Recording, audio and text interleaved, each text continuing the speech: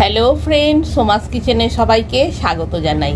আজ বানিয়েছি নিরামিষ মশলা বড়ি রেসিপি। বাড়িতে নিরামিষ রান্নার দিনে বানিয়ে ফেলতে পারেন, খেতে খুবই ভালো হয়।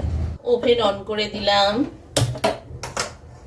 কড়াই বসিয়ে দিলাম, 2 চামচ সর্ষের তেল দিয়ে দিচ্ছি। তেলটা ভালোভাবে গরম হতে দিলাম। 200 গ্রামের বড় সাইজের মশলা বড়ি নিয়েছি। বড়িটা এবার ভেজে নেব তেলে।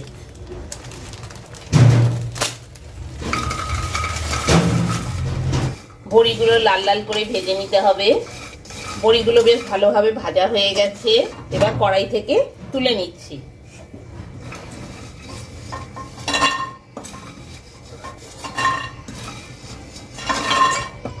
এবার কড়াইতে আবার 2 চামচ সর্ষের তেল দিয়ে দিলাম। তেলটা ভালোভাবে গরম হতে দিলাম। 1 পিস তেজপাতা, 1 পিস গোটা শুকনো লঙ্কা, একটা মাঝারি সাইজের টমেটো 4 ফালি করে রেখেছি দিয়ে দিলাম। 4 পিস কাঁচা লঙ্কা ছিঁড়ে রেখেছি দিয়ে দিলাম। 1 চামচ আদা আর জিরে বাটা দিয়ে দিলাম। 1 চামচ লঙ্কা গুঁড়ো, 1 চামচ হলুদ গুঁড়ো, 1 চামচ ধনে গুঁড়ো, 1 চামচ জিরে গুঁড়ো আর 1 চামচ নুন দিয়ে দিচ্ছি।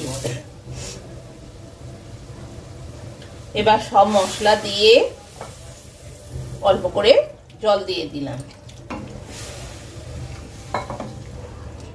একটু বেশি করেই জল দিতে হবে, কেন বড়িতে বেশ জল টেনে নেয়, একদম শুকনো হয়ে যাবে, তাই একটু বেশি করেই জল দিয়ে দিলাম।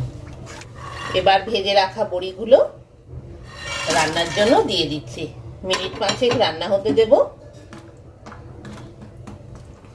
মিনিট 5 হয়ে গেছে। ধনেপাতা কুচি দিয়ে দিচ্ছি। মিনিট 5 হয়ে গেছে ধনেপাতা কুচি দিয়ে। এবার নামিয়ে নিচ্ছি, ওভেন অফ করে দিলাম।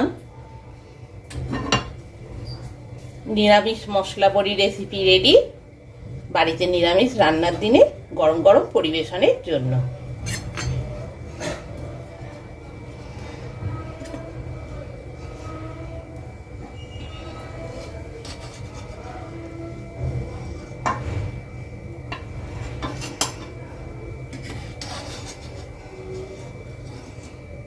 গরম ভাতে এই নিরামিষ মশলা বড়ি থাকলে 1 থালা ভাত এই দিয়েই খাওয়া হয়ে যাবে।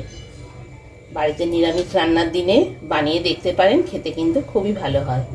বেশি নাড়াচাড়া করবেন না, বড়ি খুব নরম, ভেঙে যাবে।